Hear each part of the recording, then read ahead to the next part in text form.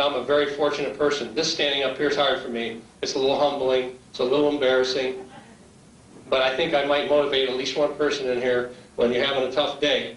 When Kirk Gibson had his book party with family and friends, it was more like a coming out party. You could sense a changed man, serene, one very comfortable with his life outside of baseball. I got traded to the best team I ever played for, my family, and you know, now I'm committed to being a good father and husband and raising my children to be responsible and accountable. Awesome. Family man, as a friend, as a brother-in-law, he meets them all. Competitive. It explains all of it. You've had some times, you two. Yes, we have. Now we've changed for the better. Hello. Rosie and Gibby were Tiger teammates. They married sisters. The wild days are long gone, and Gibson's book is less about his 250 career homers as it is about motivation. For me, it was becoming world champion, you know, winning the World Series. And you know, I'm kind of asking you as the reader, what's your World Series? What's your World Championship? You know, identify that, ignore the B's, visualize success, and I think you'll have peace of mind if you can do that. You know, Gibby may call this book the bottom of the ninth, but I remember the top of the first. 1978, Michigan State, his only year of college baseball before he embarked on that long pro career. And no matter what you say about Kirk Gibson, he'll always be remembered for those 2 home runs that he hit for those 2 Hall of Fame managers. I saw Gibson's home run when Dick Williams wanted Gossage to walk him. I was sitting in the stands. You mean you're talking about striking him out? Yeah. We don't want to walk you.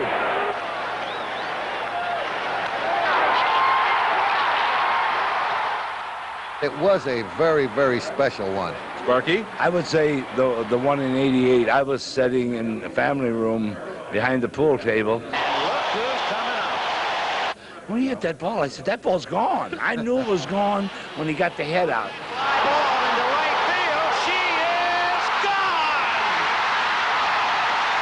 is gone. The one against San Diego, we were ahead. That just finished him off.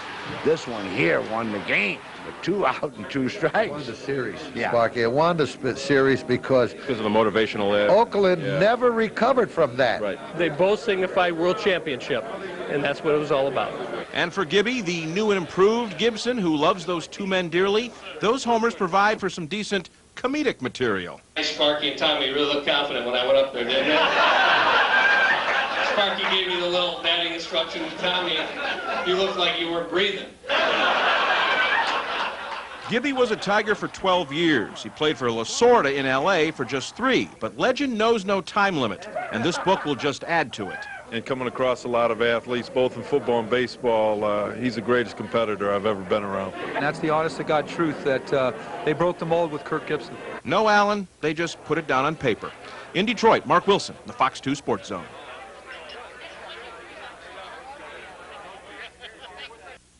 I am not going to tarnish this game. And to me, I will not do that by accepting this. Oh, what a difference 366 days makes. Baseball is back, no replacements, although there is no labor agreement. And, of course, Sparky Anderson is gone. So please welcome in Tiger Youth Movement 96. It's rockin'. I didn't know where you guys were.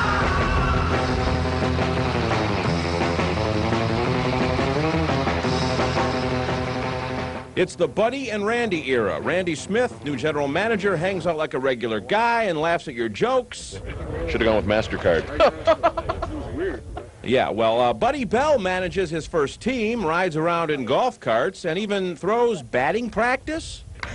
First impressions is the weather's nice and nobody knows what's going on. Everybody's new and we have a brand new beginning, and we've got to introduce everybody around, but I think it's a great thing. Oh, yes. Welcome to the buddy system. It's in force already. I mean, look at this. This is something Sparky Anderson never used to have. It's an itinerary, actual events for the course of the day, all mapped out for the players and even for the media. Now, Sparky, what? You were on the field by 10, you were off by 12, golf course by 12:30. Didn't need to really write that down. It's just one of the many ways that things are going to be different under this regime, the one of Buddy Bell, than it was under number 11, Sparky Anderson. You have to have some kind of rotation and some kind of stations involved so the organization is proper and you get as much as you want done. So you come out here, you can look at video from the 50s, and you'll see, you know, K-Line and those guys, and this place always seems to stay this. Is Al available, playing-wise? Yeah. Do you think you need K-Line? Oh, we could use him anytime. I just think it's a good move. I think it's a great time to do it. I mean, we're rebuilding. We all know that, and I hope everybody gives them a chance. Besides Tram, Cecil, and Fryman, this squad is so young. Guess which two pitchers have the most Tiger seniority? Travis said it best. He said it's by default that we have so much time. It's not so much that we've been around so long, so everybody else is leaving us. As Tigers. John Doherty. John Doherty's one, yes. Who's the other one? Myself. That'd be you. Really? Veteran now, huh? I mean, isn't that weird? 2 years ago, I was the youngest guy on the team. Isn't that amazing? Yeah, it really is. It's been a quick turnaround. I got old in a hurry. Shoes. Don't laugh. It's a dirty job, but someone's got to do it. As they say, the shoe must go on, and the responsibility falls solely on these guys. Get them nice and shiny. Get them shiny. How will you be doing that today? Little trick. Polish, brush, maybe even a little liquid. Polish, brush, and a little liquid, and that does the job, you think? Grease. A little elbow grease. A little elbow grease always helps out. Yeah. You gotta have soul in your line of work, don't you? Yeah. Kind of an inside shoe joke. Get it, John? It's kind of a wacky thing. Yeah, I got a million of them. Nicely shined, polished shoes. Would you ever spit in them or anything like that? Spit in them? Well, spit on them. Nah. All right, ladies and gentlemen, Andrew, the first time he's ever done a shoe. Right here. First time Andrew's done a shoe. Do you know Andrew Shoe? No, I don't. He's on Melrose Place or something, isn't he? Just want them shining when I go out in the field, that they look nice and they look like they're good shoes. It's for both for the company's sake and for the player's sake. I'm looking good. If you've just joined us, this is Andrew's first shoe that he has done since coming down here to Lakeland. How's it going so far, Andrew?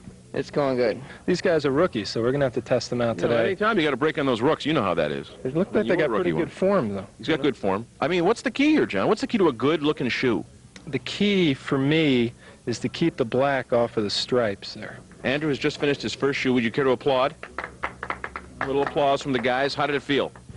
It felt great. Did these guys do a nice job in your shoes, Travis? These guys work harder than any of us do during spring training. They put in long hours, get up early. Shoes look good tomorrow. Uniforms will be clean, so the unsung hero, I guess. Are you ready to do more shoes? No, but I'm going to have to anyway. I got to polish up my act, don't I?